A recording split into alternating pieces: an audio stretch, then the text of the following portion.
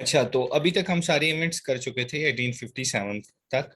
और अब 1857 में हम देखते हैं कि एक वॉर स्टार्ट हो जाती है जिसको हम वॉर ऑफ इंडिपेंडेंस बोलते हैं। या वो लड़ाई जो स्टार्ट होती है वो मेरठ से स्टार्ट होती है, ठीक है। तो हम बेसिकली जो बात कर रहे होते हैं, हम कहते हैं कि ये जो सारे इवेंट्स हैं ये हमें आने चाहिए, ठीक है। तो यहाँ पे हम देखते हैं कि उस टाइम पे एक बंदा होता है, सर सैयद अहमद खान उसका नाम होता है। और सर सैयद अहमद खान जो होता है वो उस टाइम पे एक हिंदुओं के साथ उनके जो दादा अबू थे वो काम कर रहे होते हैं। एंड देन फर्दर वो उसी में एडवोकेसी भी करते हैं। वो फिर अपने बेटे के साथ यूके भी चले जाते हैं। खैर ये उनकी अलहदा खिदमात है। तो सर सैयद अहमद खान जो होते हैं वो उस टाइम पे कहते हैं कि मुसलमानों की ये हालत थी कि जब कभी भी असेंबली होती थी या लेगिस्लेशन होता था, मतलब एक कॉन्स्टिट्यूएंट असेंबली बैठती थी, तो उनको अगर मजाक उड़ाना होता था तो वो मुसलमानों का जिक्र करके, बंगाली मुसलमानों का, लाइक हम मुसलमानों का ही जिक्र करके उनके मजाक उड़ाते थे। और मजाक उड़ा उड़ा के उनसे बात करते थे, ठीक है। मुझे अभी नहीं याद आ रहा उनका नाम क्या था, ठीक है। तो लेकिन ये लिखा हुआ नहीं है, ये मेकिंग ऑफ पाकिस्तान में बुक बताता हूँ, मैंने इससे किया था, दिस वन, ठीक है। तो के अजीज की ये बुक है, यहाँ से बेसिकली एक स्टोरी की फॉर्म में। और ठीक है, तो ये सिचुएशन थी उस टाइम पे कि एक जब पार्लियामेंट में होती थी वो अंग्रेज क्या करते थे, इन्हीं का नाम लेके मजाक उड़ाते थे, मुसलमानों की ये हालत थी। तो उस टाइम पे सर सैयद अहमद खान ने ये देखा कि मुसलमान अगर इस टाइम ज्वाइन करते हैं किस चीज को, अगर वो पॉलिटिक्स को ज्वाइन करते हैं तो मुसलमान जो है वो तालीमी मैदान में बहुत पीछे रह जाएंगे, ठीक है। तो उन्होंने मुसलमानों को कहा कि आप पॉलिटिक्स से दूर रहें, ठीक है। तो ऐसा होता है कि जो हमारे पास साइंटिफिक सोसाइटी एक बनती है 1864 में। और उसके बाद उर्दू हिंदी कंट्रोवर्सी होती है 1867 में। तो इसके बारे में ये जो साइंटिफिक सोसाइटी है बनाता कौन है, ये सर सैयद अहमद खान बनाते हैं। अब इसका मकसद क्या होता है, इसमें बहुत सारी किताबों का उन्होंने तर्जुमे किए हैं, ठीक है, इंग्लिश से जो भी उस टाइम लैंग्वेज थी उसमें कन्वर्ट करते थे। दूसरी बात ये थी कि साइंटिफिक सोसाइटी के बाद उर्दू हिंदी कंट्रोवर्सी हुई, ठीक है, उर्दू हिंदी तनाज़ा जिसे बोलते हैं। इससे पहले सर सैयद अहमद खान कहते थे, ये समझते थे कि जो हिंदू और मुसलमान है ये दोनों एक प्यारी सी दुल्हन की प्यारी दो आंखें हैं, ठीक है। लेकिन उसके बाद जब उसने देखा कि जो उर्दू हिंदी कंट्रोवर्सी है उस टाइम फेस पे उन्होंने ये देखा कि ये सिचुएशन है, तो उनका ये जो कंसेप्ट है ये फिर खत्म हो गया था और वो भी हिंदुओं के अगेंस्ट हो गए थे एक तरह से। खैर बात चलती चलती आ जाती है कि फिर सर सैयद अहमद खान जो है वो एजुकेशन की तरफ ऑलमोस्ट उनका होता है कि एजुकेशन हो मुसलमानों की, ठीक है। तो एमओ स्कूल बनाता है, Mohammad oriental anglo oriental school, और मोहम्मदन कॉलेज भी बना देता है, एमएओ कॉलेज और एमएओ स्कूल 1875 में और 1877 में। फिर ये जो है ये कॉलेज जो है ये यूनिवर्सिटी भी बन जाती है आई थिंक 1920 में। अच्छा, अब हम देखते हैं कि जो हमारी हिस्ट्री है वो डिवाइडेड है, एक फ्रीडम मूवमेंट है। फ्रीडम मूवमेंट क्या चीज है, ठीक है, हम हिस्ट्री ऑफ फ्रीडम मूवमेंट अब शुरू कर देते हैं। हमने देख लिया सर सैयद ने क्या किया। फ्रीडम मूवमेंट जो है 1892 से स्टार्ट होती है, ठीक है। एक गवर्नमेंट ऑफ इंडिया एक्ट आता है 1861 में और एक आता है 1892 में, और इसके बाद भी 61 के बाद भी आता है। लेकिन बात यह है कि जो फ्रीडम मूवमेंट है वो बेसिकली जो स्टार्ट होती है वो हमारे पास 1892 से स्टार्ट होती है, ठीक है। अब क्या होता है कि दो एस्पेक्ट्स थे हमारे पास जो फ्रीडम मूवमेंट थी। अब दो एस्पेक्ट्स क्या थे, एक एस्पेक्ट तो ये था कि जो उसको एडमिनिस्ट्रेट करता है, जो टेरिटरी है उसकी एडमिनिस्ट्रेशन किसकी है, ब्रिटिश की।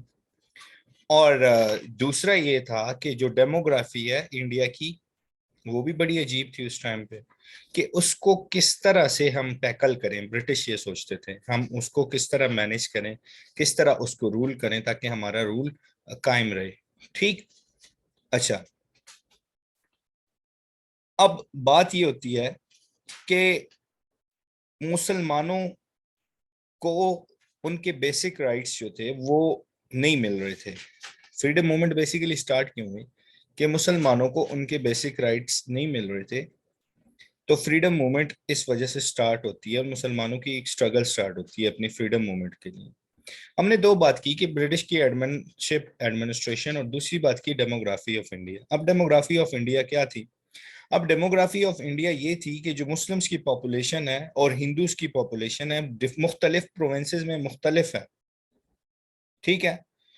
तो जो पॉलिटिकल आउटलुक था वो बिल्कुल डिफरेंट था, पॉपुलेशन के लिहाज से और प्रोविंसेस के लिहाज से, कि हर प्रोविंस में हिंदू जो थे किधर मेजोरिटी में है, किधर मुसलमान मेजोरिटी में है, कहीं पे माइनॉरिटी में है। तो ये डिफरेंसेस थे। तो 1892 ऐसी क्या बात है कि हम कहते हैं कि जो 1892 है वो स्टार्ट हुआ फ्रीडम मूवमेंट का? तो 1892 में एक टर्निंग पॉइंट था, हिस्ट्री ऑफ इंडिया का एक टर्निंग पॉइंट था, या हिस्ट्री ऑफ सब कॉन्टिनेंट का एक टर्निंग पॉइंट था। वो कैसे? इंडियन कौंसल एक्ट दिया गया। ठीक है, इंट्रोड्यूस कर दिया गया इंडियन कौंसल एक्ट इंडिया में। ठीक है। पहली दफा इस इस एक्ट ने डेमोक्रेसी को इनिशिएट किया सब कॉन्टिनेंट में। ठीक है। इस एक्ट ने, गवर्नमेंट ऑफ इंडिया एक्ट 1892 ने पहली दफा किसको इनिशिएट किया? डेमोक्रेसी को इंडिया में। अच्छा, अब क्या कहता है कि जो डेमोक्रेसी थी वो हायर लेवल पे होती थी। ठीक है, लेजिस्लेटिव काउंसिल लेवल पे होती थी, जो हायर लेवल हमारे पास होता था उस लेवल पे डेमोक्रेसी थी। अच्छा, अब गवर्नर जनरल और वाइसराय में बेसिकली हम लोग इसको डिफरेंशिएट करेंगे। ये जो गवर्नर जनरल है, क्योंकि मैं आगे जिक्र करूंगा गवर्नर जनरल और वाइसराय, तो आपने ये समझना है कि ये दोनों एक ही चीज है, एक ही चीज का नाम है, एक ही पोजीशन की नाम है, या डिफरेंट डिजिग्नेशन नहीं है। जब ईस्ट इंडिया कंपनी होती थी उस टाइम पे, तो जो हेड होता था उसको बनाता था कौन? गवर्नर जनरल बनाता था। लेकिन जब वॉर ऑफ इंडिपेंडेंस हुई, तो जो क्राउन था उस टाइम, जो प्रिंस था, ठीक है, जो प्रिंस था वो क्या करता था? वो खुद कंट्रोल करता था एडमिनिस्ट्रेशन ऑफ इंडिया को। तो 1858 में जो रिप्रेजेंटेटिव क्राउन बेचता था ना, जो क्राउन का रिप्रेजेंटेटिव होता था, उसको हम वाइसराय बोलते थे। हाँ, नोट डाउन करें साथ साथ छोटे छोटे बुलेट्स में। अच्छा, तो गवर्नर जनरल जो होता था वो क्या होता था? वो हेड ऑफ इंडिया होता था। तो अब ये था कि गवर्नर जनरल जो है वो इंडिया को रन कैसे करे। ठीक है। अब स्टोरी की फॉर्म में आप लोगों को आई होप समझ आ रही है, मैंने लिखी है उस तरह से। ठीक है। अच्छा, अब गवर्नर जनरल जो होता था वो क्या करता था? उसके अंडर जो होती थी वो दो काउंसिलें होती थी। एक एग्जेक्टिव काउंसिल होता था और दूसरा जो है वो इंपीरियल लेजिस्लेटिव काउंसिल होता था। ठीक है, ये दो काउंसिल किसके अंडर होते थे? गवर्नर जनरल के अंडर होते थे। अच्छा, और इसके जो एग्जेक्टिव काउंसिल था इसके 5 मेंबर्स होते थे, और जो एग्जेक्टिव काउंसिल है उसके 5 के 5 मेंबर्स जो हैं वो कौन कौन होते थे? वो ब्रिटिश होते थे। ठीक है। एक जो ब्रिटिश उसमें होता था वो commander in chief of India होता था, बाकी जो है वो डिफरेंट डिपार्टमेंट्स के मिनिस्टर्स होते थे। अब एग्जेक्टिव का काम क्या होता था? एग्जेक्टिव जो होता था वो अफेयर्स देखता था, इंडिया के अफेयर्स देखता था गवर्नर जनरल के साथ। अब इंपीरियल लेजिस्लेटिव देखो, एक एग्जेक्टिव काउंसिल थी, एग्जेक्टिव काउंसिल में हमने बता दिया कि गवर्नर जनरल के जो अंडर थी वो एक इंपीरियल थी, और दूसरी जो है वो एग्जेक्टिव काउंसिल थी। इंपीरियल लेजिस्लेटिव काउंसिल और एग्जेक्टिव काउंसिल। तो हमने बात की जो एग्जेक्टिव काउंसिल है उसमें 5 मेंबर और 5 के 5 ब्रिटिश हैं। अब जो इंपीरियल लेजिस्लेटिव काउंसिल है इसमें क्या होगा? इसमें यह है कि जो 60% होंगे वो कौन होंगे? वो ब्रिटिश ऑफिशियल्स होंगे। ठीक है, मतलब जो ब्रिटिश के लोग होंगे वही होंगे। उसके बाद जो हैं वो कौन से होंगे? वो 40% जो होंगे वो इंडियंस होंगे। राइट, 40% जो होंगे वो हमारे पास इंडियंस होंगे।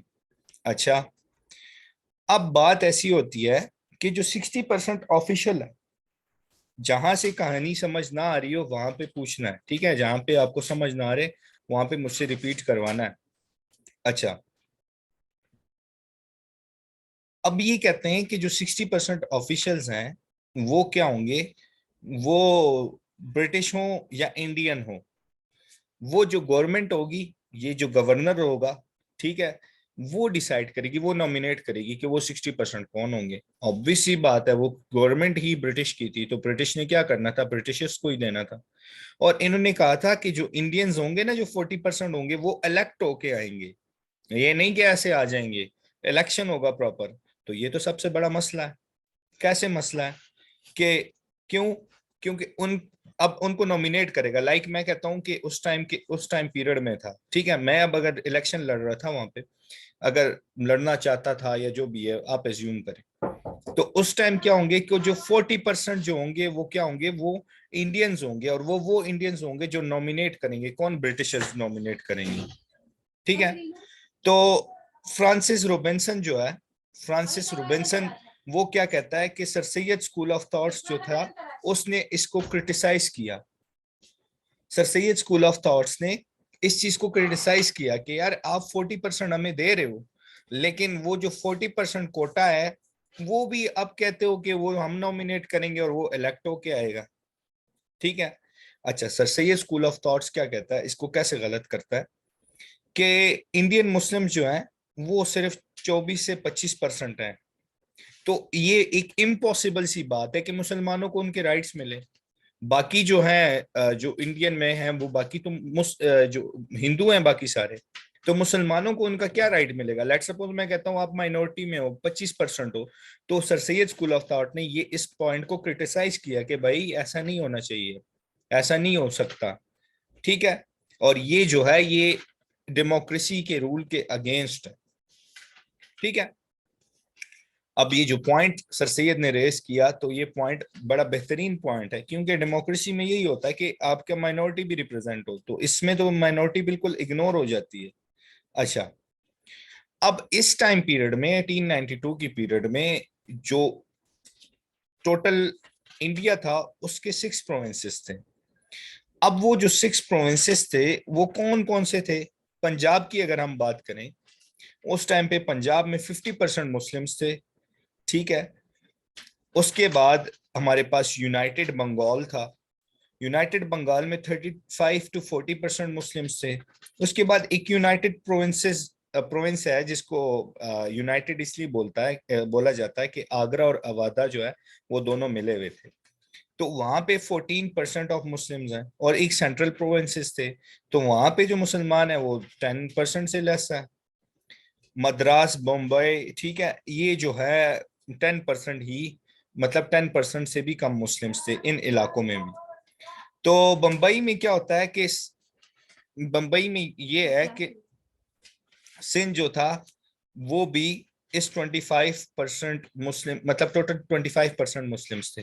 लेकिन जो उस बंबई के अंदर ही, देखो अगर हम देखें आगे हिस्ट्री में देखें, डेवलपमेंट देखें, तो हमने देखा था कि 1929 के जो 14 नुकात थे या 14 पॉइंट्स थे, उसमें कायद आज़म ने यही कहा था कि जनाब बात ऐसी है कि उस जो वो है, क्या नाम है, सेपरेट बंगाल फ्रॉम बम्बई, या बम्बई जो था सिंध फ्रॉम बम्बई, ठीक है। तो ये पॉइंट भी था, तो वो 1935 में बाद में हुआ था। प्रोविंसेस जो हमारे पास थे, पंजाब था, यूनाइटेड बंगाल था, यूनाइटेड प्रोविंसेस थे, सेंट्रल प्रोविंसेस थे, मद्रास था और बम्बई था। टोटल 6 प्रोविंसेस थे, ठीक है, उस टाइम पे। तो अगर हम कलेक्टिवली बात करते हैं तो मुसलमान जो थे वो उस टाइम 25% थे, ठीक है। सब प्रोविंसेस में टोटल 25% थे, बाकी 75% कौन हो गए? हिंदूज हो गए। और हिंदूज जो थे वो 65 टू ऑलमोस्ट 75% थे, और बाकी 10% जो थे वो अदर माइनॉरिटीज थे। मतलब आप ये कह सकते हो कि जो हिंदू थे उस टाइम पे वो 65% थे, और बाकी 10% जो थे वो माइनॉरिटीज थे। अच्छा, अब बात क्या होती है भला? बात ये है कि अब टोटल 6 सीट्स थे, मतलब 6 प्रोविंसेस है, हर प्रोविंस को एक सीट रिप्रेजेंट करेगा। अब लेजिस्लेटिव काउंसिल में आपने ये बात कर दी, तो 6 सीट होंगे। 6 सीट पे इलेक्शन होगा जनाब ऑल ओवर इंडिया, जो कि बिल्कुल इम्पॉसिबल सी बात है, ठीक है, जो बिल्कुल इम्पॉसिबल सी बात है। तो उन्होंने ये कहा कि जनाब हम इस तरह कर लेते हैं कि हम नॉमिनेटेड इलेक्शन कर लेते हैं, बस जो बंदा हम नॉमिनेट करेंगे वही हो जाएगा, ठीक है। अच्छा, अब मसला क्या होता है इस टाइम पीरियड में कि जनाब होल इंडिया में आप सिर्फ 6 सीटों के लिए इलेक्शन करवाते हो, ठीक है। तो इस तरह से कोई इलेक्शन हो नहीं सका। तो इस तरह हुआ कि इन्होंने एक नॉमिनेटेड इलेक्शन कंडक्ट करवाया। अब नॉमिनेशनल इलेक्शंस क्या होते हैं कि कुछ ट्रेड, जो हमारे पास कुछ सर्टेन ट्रेड यूनियंस होते हैं या बार काउंसिल्स होते हैं, ठीक है, लैंडलॉर्ड्स होते हैं, लैंडलॉर्ड एसोसिएशंस होते हैं, यूनिवर्सिटी इंडिकेट्स होते हैं, तो वहां पे इलेक्शन हुए और उन्होंने अपना अपना एक फेवरेट बंदा कर दिया, ठीक है, कि ये बंदा है बस इसको कर लो, नॉमिनेटेड बंदा है। हम अगर लेट सपोज बात करते हैं कि मैं बात करता हूँ कॉमसेट इस्लामाबाद में अगर कोई इलेक्शन हो रहा है, हम कहते हैं ये एक बंदा है, इसको आपने वोटिंग करनी। तो उस टाइम पे ये था कि जो फेवरेट बंदा होगा उसको सारे वोट डाल रहे थे, नॉमिनेट किए हुए थे। अच्छा, अब जो सिलेक्टेड पर्सन होते थे, ठीक है, अब इन यूनियन से जो सिलेक्ट होते थे वो इंपीरियल लेजिस्लेटिव काउंसिल के मेंबर बन जाते थे। अब हमने बात की थी कि 1892 एक्ट के तहत, ठीक है, काउंसिल एक्ट के तहत हमारे पास एक एग्जेक्टिव काउंसिल थी और एक इंपीरियल लेजिस्लेटिव काउंसिल थी। उसमें हमने ये बात की कि जो हमारे पास कोटा होगा 40% और 60%, ठीक है, तो उसमें हमने ये बात की कि जो 40% होंगे वो इंडियन इलेक्टेड होंगे और जो 60% होंगे वो हमारे पास ब्रिटिश ऑफिशियल्स होंगे। तो हमने कहा कि उसके लिए इलेक्शन होगा, इलेक्शन करवा दिया जी। अब नॉमिनेटेड हो गए, काउंसिल्स ने कर दिया और वो चले गए इंपीरियल लेजिस्लेटिव काउंसिल में। अब आगे की मजे की बात, अब जब इंपीरियल लेजिस्लेटिव काउंसिल में जाते हैं तो sir Syed school of thought इसको बड़ा क्रिटिकली एनालाइज कर रहा था, बड़ा सोच रहा था इसको कि ये हो क्या रहा है बेसिकली। तो वो कहते हैं कि भाई इस इलेक्शन में मुसलमानों के लिए कुछ भी नहीं है। क्यों? ऐसा क्यों नहीं है कि मतलब मुसलमानों के लिए क्यों कुछ नहीं है इस इलेक्शन में? तो उसके बाद 1892 काउंसिल एक्ट जो था, ये जो लॉ मेकिंग उसका सेक्टर था, जो एग्जेक्टिव काउंसिल था, उसमें क्या होता है कि जो एग्जेक्टिव काउंसिल होता है और लेजिस्लेटिव काउंसिल के जो मेंबर्स होते हैं वो दोबारा इकट्ठे होते हैं और गवर्नर जनरल उनके, मतलब अब आपने एक पार्लियामेंट्री सिस्टम बना लिया। मैं कहता हूँ कि आपने एक अपने ऑफिशियल्स हैं और दूसरे जो है वो सब इंडिया से थे, अब उनको आपने इकट्ठा कर दिया और प्रिजाइड कर रहे हो, गवर्नर उसको बात कर रहा है। तो उनको बोलता है कि जो इंपीरियल लेजिस्लेटिव काउंसिल वाले लोग हैं ना, इनको कोई राइट ही नहीं है कि ये क्वेश्चन पूछ सकें, ठीक है। तो जब इनको कोई राइट ही नहीं है कि ये क्वेश्चन पूछ सकें, तो इसको क्या करना है? ये एक गलत बात है ना कि आप किसी को राइट ही नहीं दे रहे हो, फ्रीडम ऑफ स्पीच नहीं दे रहे हो, बोलने का मतलब बोल भी नहीं सकता कोई, तो इसका क्या फायदा, ठीक है। तो अब ये कहा कि इसमें ये प्रोट्रे हुआ कि ये जो हैं बस ये जस्ट पपेट्स हैं, ठीक है। तो मुसलमानों का जो पर्सपेक्टिव था वो डिफरेंट था कांग्रेस से। और वो कहते हैं, वो ये कहते थे कि भाई हमारे राइट प्रोटेक्टेड, कांग्रेस कहता था, बट ये जो है इन्होंने ये कहा कि भाई हमारे राइट जो है वो बिल्कुल भी प्रोटेक्टेड नहीं है। तो कहते हैं कि जो इस ये जो इलेक्शन हुआ था इंपीरियल काउंसिल का, तो इसमें कोई सिंगल मुसलमान भी सिलेक्ट नहीं हुआ था, सारे जो थे वो हिंदूज थे। तो sir Syed school of thought ने इसको जो है वो स्ट्रांगली अपोज किया था और कुछ लीडर्स गए भी थे कि भाई हमें कोई राइट नहीं मिल रहा। तो फ्रीडम मूवमेंट जो थी वो एक इस तरह से स्टार्ट हुई थी। तो उन्होंने कहा कि भाई, जब लीडर गए गवर्नर के पास तो उसे कहा कि भाई हमें कुछ, हमें राइट्स दो, हमें या कोई ऐसा मैकेनिज्म दो जिसमें हमें भी हमारा हक मिले। तो नवाब वकारुल मुल्क थे उस टाइम पे, उन्होंने ओपन लेटर्स लिखे, ठीक है। नवाब वकारुल मुल्क ने ओपन लेटर्स लिखे ब्रिटिश एडमिनिस्ट्रेशन को। तो हर 3 साल बाद ये इलेक्शन होते थे, ठीक है। और 1895 में इलेक्शन हुए तो उसमें से एक सिर्फ मुसलमान इलेक्ट हुआ, ठीक है, और वो भी sir Syed school of thought से नहीं था, ठीक है। उसके बाद वो ईस्टर्न बंगाल से था। मतलब वो कौन थे? नवाब सलीमुल्लाह खान ऑफ ढाका जो थे, वो for the first time elect हुए थे इंपीरियल लेजिस्लेटिव काउंसिल के लिए। 1895 में हुए, 1898 में दोबारा ये इलेक्शन होते हैं, दोबारा कोई मुसलमान सेलेक्ट नहीं होता। तो मतलब मुसलमानों ने अब सोचना शुरू कर दिया कि यार हमारी तो रिप्रेजेंटेशन नहीं है। तो 1898 एक दोबारा जो था एक टर्निंग पॉइंट था। कैसे? इस साल में सर सैयद अहमद खान जो है वो उनकी डेथ हो जाती है। तो उन्होंने कहा कि जनाब अब ऐसी बात है ना कि हमने आपको देख लिया, अब आप मैकेनिज्म चेंज करोगे तो हम इलेक्शन में पार्टिसिपेट करेंगे या हम वोट कास्ट करेंगे। तो उन्होंने कहा आप अपना मैकेनिज्म चेंज करो। क्यों? क्योंकि हर बार जब इलेक्शन होता है तो या तो एक या फिर कभी कोई मुसलमान जो है उसमें सेलेक्ट नहीं हुआ। तो 1898 में एक नया गवर्नर जनरल आता है, ठीक है। उस टाइम पे क्या होता है, एक न्यू गवर्नर मतलब एक नया वायसराय, मैंने बात स्टार्ट में की थी कि वायसराय और गवर्नर को आपने नहीं करना। कर्जन आता है, लॉर्ड कर्जन। लॉर्ड कर्जन जब आता है तो कर्जन होल इंडिया को विजिट करता है, और उसके बाद होल विजिट के बाद वो दोबारा जाता है कलकत्ता की तरफ, ठीक है। और जो डिसीजन होते हैं ना, वो कौन करता है? वो क्राउन करेगा। और क्राउन के अंडर ये सारे गवर्नर है ना, जो वायसराय।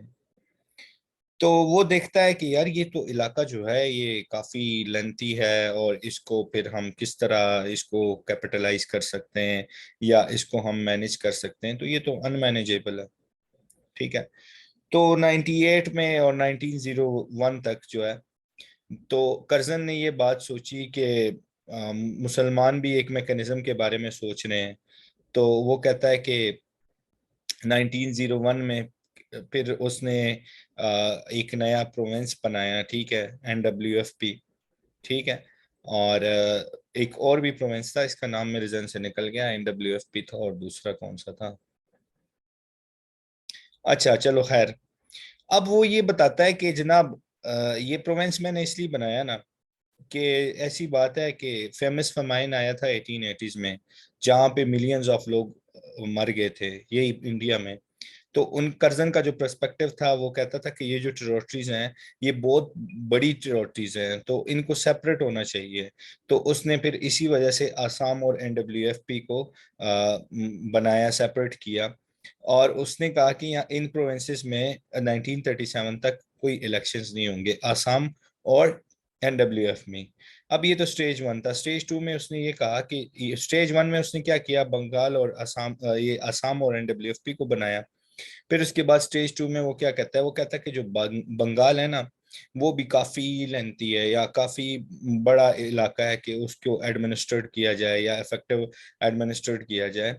तो उसने कहा कि उसने ये सोचा हुआ था कि मैं बंगाल को भी डिवाइड करूंगा इन फ्यूचर, ठीक है, ताकि हमें कोई इस तरह का फरमाइन दोबारा फेस करना ना पड़े। तो अब दूसरी तरफ अगर हम देखें तो वाटर डिस्प्यूट्स भी थे उस टाइम पे, ठीक है। बम्बई का और पंजाब का आपस में मसला था, ठीक है, सिंध और पंजाब, बम्बई और सिंध उस टाइम इकट्ठे होते थे, जिस तरह आज का सिंध और पंजाब स्टिल चल रही हैं। सो उसने एक एग्रीमेंट बनाया इन दोनों के डिस्प्यूट को सॉल्व करने का, वाटर डिस्प्यूट को। उसने कहा कि जो 30% ऑफ वाटर है ना, वो सिंध के लिए होगा।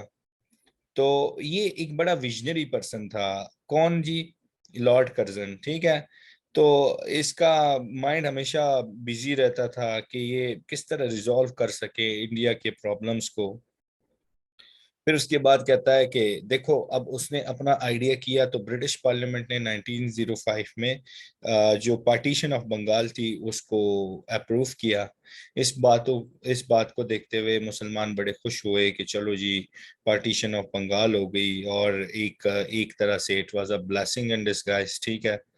तो ये हुआ कि इसने ना क्या कहते हैं, आग में पेट्रोल वाला काम किया मजीद। और हिंदू जो थे वो मजीद तेज में आ गए थे, गुस्सा हो गए थे, ठीक है, स्वदेशी मूवमेंट स्टार्ट हो गई थी, ठीक है। ये सारे जो मूवमेंट्स थे ये सारे टाइम पे, खैर ये जब 19 या पार्टीशन ऑफ बंगाल पढ़ेंगे उसमें काफी सारी चीजें हैं इन लेंथी, ठीक है। तो ब्रिटिश इफेक्टिव एडमिनिस्ट्रेशन चाहता था इंडिया में, उसलिए उसने अलहदा किया। उसके बाद ईस्ट बंगाल और वेस्ट बंगाल थे। 1904 और 1906 का जो टाइम पीरियड था ये बड़ा क्रिटिकल पीरियड था या क्रिटिकल फेज था। क्यों? मुस्लिम तो ये सोचते थे कि ये बड़ा इफेक्टिव अल्टरनेटिव है मुसलमानों को इलेक्शन में रिप्रेजेंट करने के लिए। मुसलमानों के पास ऑलरेडी एक प्रोविंस था NWFP, ठीक है। और ईस्ट बंगाल इलेक्शंस होंगे तो सेंट्रल लेवल लीडरशिप जो थी वो सोच रही थी कि मुस्लिम जो दूसरे इलाकों में रहते हैं तो उनका क्या होगा, ठीक है। तो 15 साल मुसलमान लीडरों ने सारी अपनी कोशिश की कि अपना point of view they British के सामने। तो याद है हमने पढ़ा था कि शिमला डिपुटेशन होता है, ठीक है, 1906 में वो जाता है और उससे मिलते हैं और अपने पॉइंट्स रखते हैं, ठीक है, सर आगा खान की निगरानी में, और उनसे बात करते हैं कि भाई ये हमारे नुकात हैं और इनको आप गौर करें। खैर अभी आगे नहीं जाते, इसी को देखते हैं साथ साथ, तो साथ साथ हमें समझ आएगी। अच्छा, अब मुसलमानों ने कहा कि यार ये हमारे पास मौका है कि हम जाएं और अपनी बात को मनवाएं, कि हमारे एक पॉलिटिकल या सेपरेट इलेक्टोरेट्स भी हों, पॉलिटिकल राइट्स हों, फ्रीडम, हमें फ्रीडम हो। कांग्रेस क्या कहता था, कांग्रेस जो थी वो पॉलिटिकल मतलब पार्टी थी, और उसकी जो मोस्टली डोनेशंस आती थी कलकत्ता, मतलब ये पार्टीशन ऑफ बंगाल की बारे में बात कर रहा हूँ कि उन पे उसका पॉइंट ऑफ व्यू क्या था। तो मोस्टली जो चीजें होती थी वो कलकत्ता से आती थी, and now Calcutta is under the Muslim rule. तो या बल्कि सेपरेट कर दिया था। तो उन लोगों ने तो बहुत तपना था, तो स्वदेशी मूवमेंट स्टार्ट हुई थी। पॉलिटिकल पार्टी को थ्रेट्स मिलना शुरू हो गए थे, ठीक है, जो मुसलमान थे। रूल एंड डिवाइड वाला फार्मूला शुरू हो गया था। ग्लोबल पॉलिटिक्स जो थे, सोशलिस्ट ने स्ट्रगल स्टार्ट कर लिया था, ठीक है। तो ये सारी चीजें जो थी, सोशलिज्म, ये सब कुछ पीक पे था। और कांग्रेस जो था उसको अपने लाले पड़ गए कि यार मेरी तो पार्टी खत्म हो जाएगी। तो मुसलमान जो थे वो एक लॉजिकल कंक्लूजन की तरफ पड़े इन सब सिचुएशन को देखते हुए। बड़ा स्लोली करते करते 15 साल इनको लग गए। अब मुसलमानों का पर्सपेक्टिव क्या था, मुसलमानों का पर्सपेक्टिव ये था कि हम ब्रिटिश को कैसे मनवाएं, अपना पॉइंट ऑफ व्यू उनसे कैसे करें, या हम अपना विजन उनसे किस तरह डिस्कस करें। तो उन्होंने ये कहा कि हमें उनसे मीटिंग करनी चाहिए। तो अलीगढ़ इंस्टीट्यूशन जो था उस टाइम, वो जो उसका प्रिंसिपल था उस टाइम पे, वो ब्रिटिश था। तो वकारुल मुल्क और मोहसिनुल मुल्क जो थे उनके साथ कनेक्टेड थे, उसके प्रिंसिपल के साथ, वो ब्रिटिश था। तो सर आगा खान की भी बड़े लिंक्स थे उन्हीं के साथ, ब्रिटिशर्स के साथ। तो उन्होंने कहा कि यार ठीक है, हम इस तरह करते हैं कि जो वायसराय है उससे टाइम लेते हैं और उससे मिलते हैं। शिमला जो है ना, शिमला का इलाका, वो एज अ हिल स्टेशन है आप कह सकते हो। और वहाँ पे गवर्नर जनरल जो होगा, जो था ना, वो बैठा करता था समर्स में, ठीक है। वो वहाँ पे रेलवे ट्रैक पे बैठा कर, या हिल स्टेशन पे बैठा करता था। तो जो कांग्रेस थी, ये मुसलमानों के बारे में काफी इनको आगाही थी कि मुसलमान जो होंगे हैं ये काम कर रहे हैं। तो इन्होंने एक एजिटेशन अरोज की, और मतलब वही वाली बात है, ठीक है। उसके बाद जो थे मुसलमानों ने डिसाइड किया कि हम उससे मिलने जाते हैं, शिमला हिल स्टेशन पे जाते हैं। अब होता क्या है, कितने लोग होते हैं, ये 35 मेंबर्स होते हैं। और ये जो इसकी लीडरशिप होती है उसकी सर आगा खान होते हैं, ठीक है। और ये जो 35 मेंबर्स होते हैं ना, ये सारे sir Syed school of thoughts वाले होते हैं। तो लॉर्ड मेंटो जो है वो उस टाइम गवर्नर जनरल होता है। और लॉर्ड कर्जन कर्जन जो था वो उस टाइम पे नहीं था, क्योंकि वो अपने मुल्क में था। तो लॉर्ड मिंटो के पास जाते हैं ये लोग, और ये उससे डिस्कस करते हैं अपने मसले मसाइल, और उनको बताते हैं कि